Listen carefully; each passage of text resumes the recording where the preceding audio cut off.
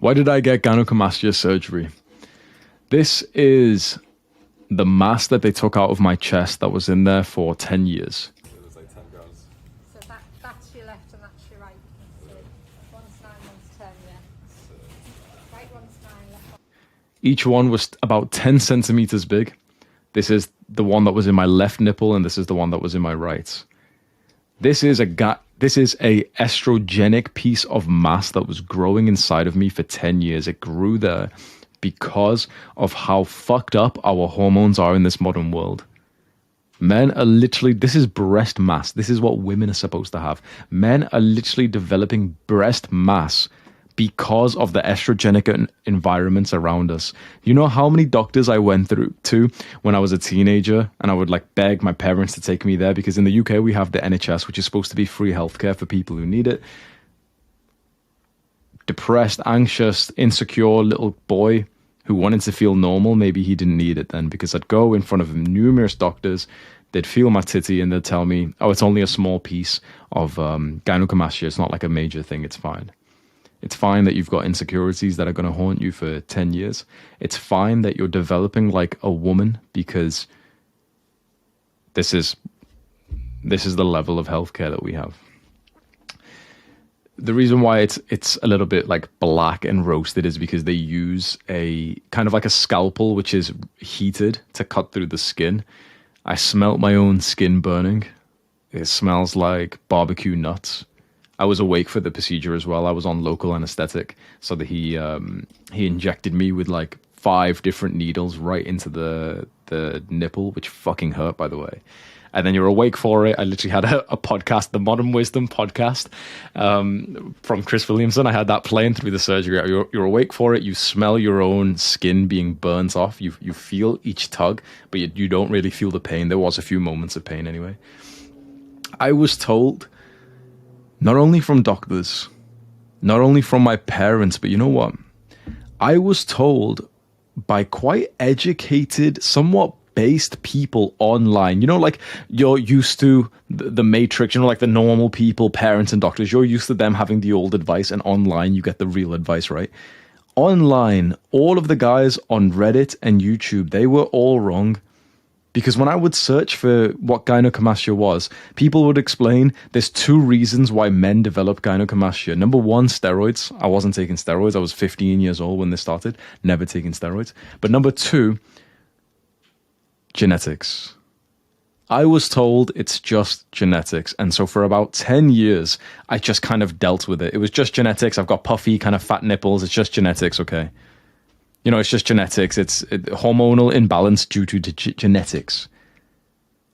And it was only when I began looking into estrogenics, that's when I realized that every single person who thinks that gynecomastia is genetics is a fucking idiot. Because you're not born with a lump of breast mass as a guy. You're not even born with breast mass as a girl either. This developed inside of me through puberty, not because of genetics, but because of our harmful environments, because of the estrogenic substances in our environment. There's fluoride in your tap water. There's birth control hormones in your tap water. When women take birth control, like as in they take a pill every day so that they can't get pregnant, which of course fucks up their hormones. That isn't filtered out when they take a pee and you drink water. Our water filtration system does not filter out birth control. You've already heard me speak about plastics as well. These things, they act as estrogen inside of your body. And when your estrogen levels are too high, you start developing like a woman. This is a result of that. You've got fucking chicken nugget titties. Look at the little tiny little chicken poppers there as well. That's why I got the surgery. Because for so long I was just thinking, oh, you know what, it's genetics. I was born like this. I'm not going to do anything. And, you know, surgeries are quite dreadful to go to. Sometimes you're put to sleep. I told them that I didn't want to go to sleep. So I told them that I wanted to stay awake for this. I don't want to do general anesthetic. So they made it local, injected me with a bunch of syringes. That was the most painful part.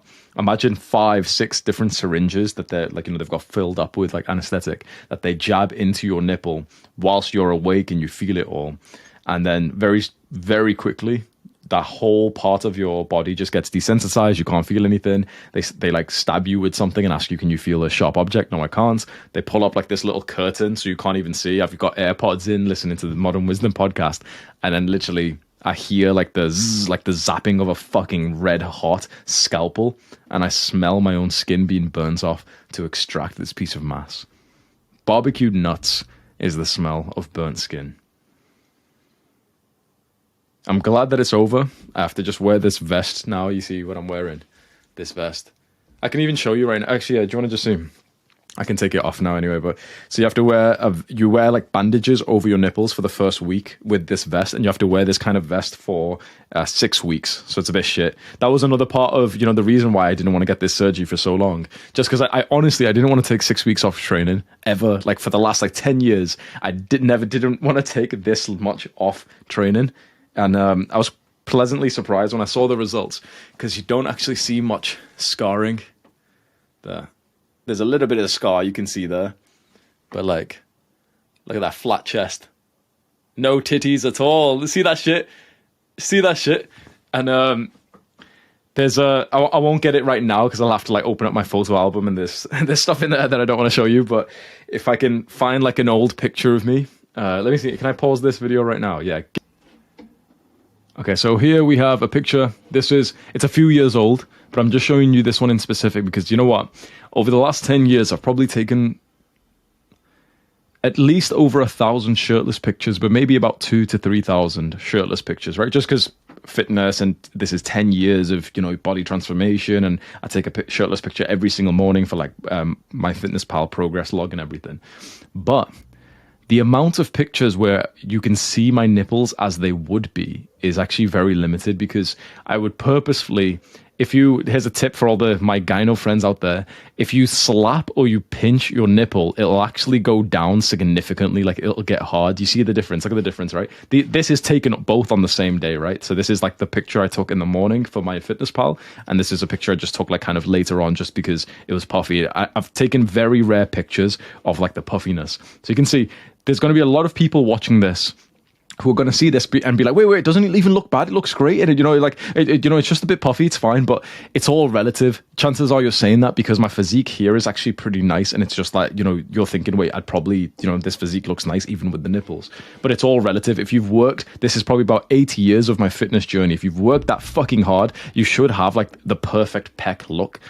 So here it is again. Look, I'm lean. It's definitely not a body fat percentage issue, but there's just like a mass that's pushing the nipple out, and also the fact that the nipple's like inflamed because of that mass. Look at that.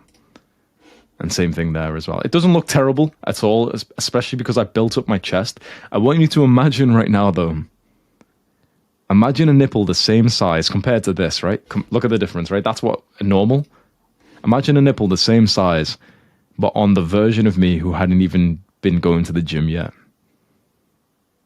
That's what I was dealing with when I was 15, 16 years old. Other kids are starting to have sex. I'm there literally wearing like a vest underneath my t-shirt and to press it down a little bit. Yeah. That's a huge difference, right? So this is when either I'm cold or I've pinched my nipples, and then this is when I'm kind of warm. So that's why I got surgery. Because I realized that all these motherfuckers have been lying to me, that it's not genetics, it's estrogenics. If you were born with it, fair enough, but estrogenics are not only messing up the way that you live, or the way that you look, but also your fertility, your testosterone, self-image, even literally your thoughts, mindsets, beliefs, all of that is impacted when you have a messed up level of estrogen inside of your body. So when I make these videos telling you about estrogenics, and I tell you, don't touch plastics, to wear cotton clothing,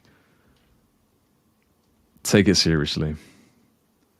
For the young guys out there who are going through puberty right now and they've noticed their nipples getting more and more sensitive, very sensitive, quite painful, just under touch. Now is the most important time of your life, because everyone told me that, oh, this is just puberty, it'll go away after puberty. This is hard fucking mass, right? This does not go away after puberty or anything like that, because this is hard mass that is literally inside of you. That doesn't just dissolve. This mind stayed there for 10 years. Everyone told me that, oh, after puberty, you'll be fine. And, it's definitely worth, if you're 15 years old, waiting a little bit and, just making sure that you're not a fat piece of shit going to the gym and hitting your chest.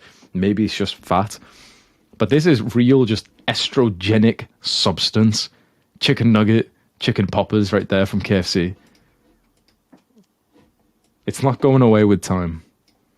So if you are a young man out there watching this and you think you've probably got symptoms of this developing, the first symptom is that you'll get really puffy nipples. The second is that your nipples will get quite sore and quite sensitive, quite painful. And then the third is that you'll start to look like you've got this weird kind of man boob look. So man boobs from fat, when it's a fat guy, it's like fair enough. Like, do you know what I mean? You're fat, so it's like, fair enough, you deserve it. But when there's a guy who's got gynecomastia, you don't even need to be... Yeah, gyno. You don't even need to be fat to have gyno. Like this. This is a good one. This is a perfect example. So still, the one on the left, the thing is, 90% of guys would probably switch places with him because his physique's actually pretty nice, right? But and if he like gets a little bit cold, or if he just does the good old like just rubs his nipple, then that will go to, and it'll look completely normal. But that's odd how it's developed. He's got a low body fat percentage. If you're fat, it's like, bro, you've got other things to worry about. Like, this is like fucking pointless, right? This guy got surgery, but it's like, bro, you're fucking 25% body fat. Stop wasting the surgeon's time and give me the money so I can get surgery instead, man. But like this is unacceptable. He's still fat, but like that's titties right there, right? Fuck me. Oh yeah, this is a famous picture. I've seen this one so many times. So this is of a bodybuilder. Again, he looks fucking stacked, right? He's a big guy. But you can see the difference. You can see like that is like, a lot of people will just say, oh, that's just pecs. But the guys in the bodybuilding space will know that's gyno, because you can just see that this extra mass beneath the nipple that's pushing it out. It's a small picture, but you can see on the right, that's what his chest is supposed to look like. Now you can see that it's like, it's way more shapely. There's less of like a womanly look to it. And the guy's fucking huge. He might have gotten it from taking steroids. This guy's fairly lean. What would you say that is? 15% body fat, 16, and then just B cup, A cup titties. Let's look at some more titties. Don't. If anyone resets their no-fap streak here, bro, I swear to God. And yeah, same thing here. Again, guy's in really good shape. Like, look at his shoulder veins, bicep vein, thick, lean. What would you say this is? Maybe less than 15%, probably 14, 13, 12% body fat. And then just titties. If you only saw, let's say we cropped out the rest of his physique, but you only saw his chest, you probably would assume that he's like some fat, soft, soy boy little 18-year-old. And he's got the physique of like a total Chad, and he's got that. And then look, this is him after surgery. Same thing here. That looks fucking horrid, bro. Fuck me, look at this one. Fucking yeah. I get to joke about this, bro. I've dealt with this shit for 10 years. Oh, that's horrible, man. This video is getting demonetized, bro.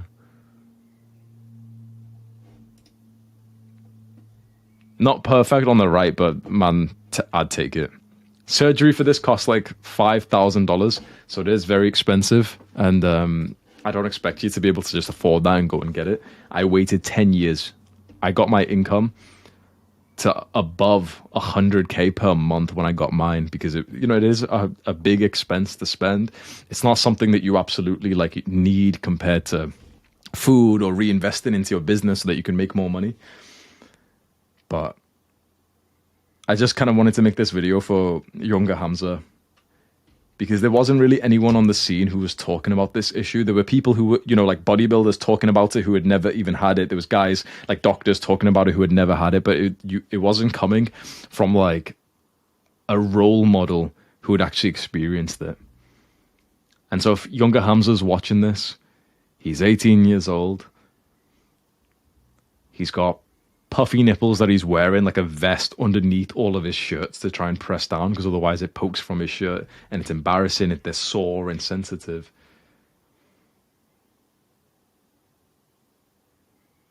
This is yet another part of life where having money just changes it all.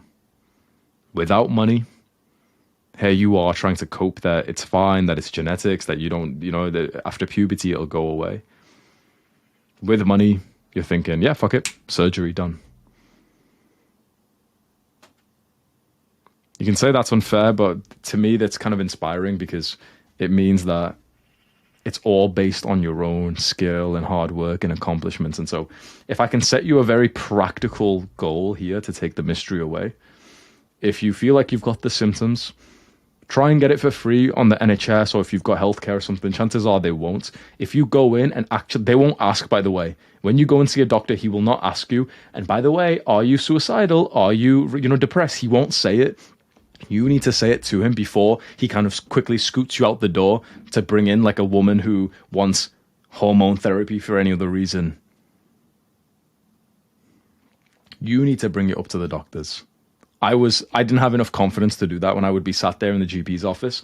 I'd just kind of, be so self-conscious, showing him my titties and everything, get awkward. I remember this one time, I literally went with my mom. I'm 16 years old. I get called into the room with the GP.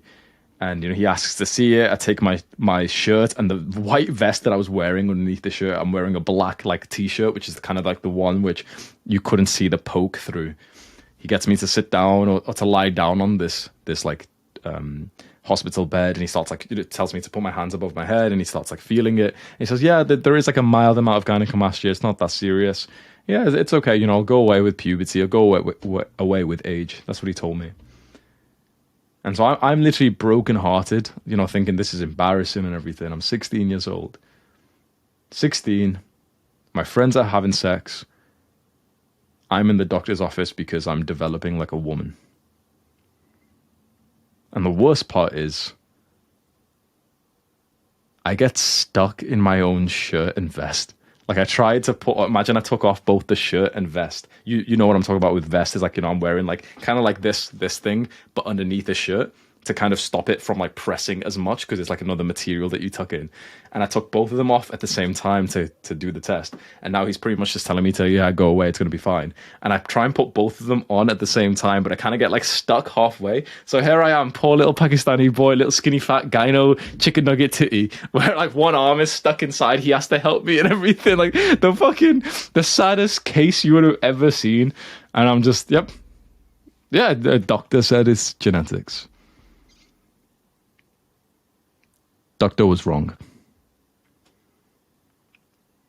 A practical, logical step for you, if you're experiencing this right now, work super, super hard. The first month where you make $10,000 from your business or a high-level career, give yourself the gift of the surgery. It will not go away with time. Don't believe their lies. It was not genetic. Don't believe their lies. Look around you. The estrogenic substances in your environment, the plastic around you, the tap water that's been poisoned, that was the cause. Anyone who tells you otherwise is lying to you to sugarcoat the lies, or it's just that they think that this is a conspiracy theory. It can also be from steroids as well, but chances are if you're 17 years old, you're not taking them. I'm sorry this is happening to you.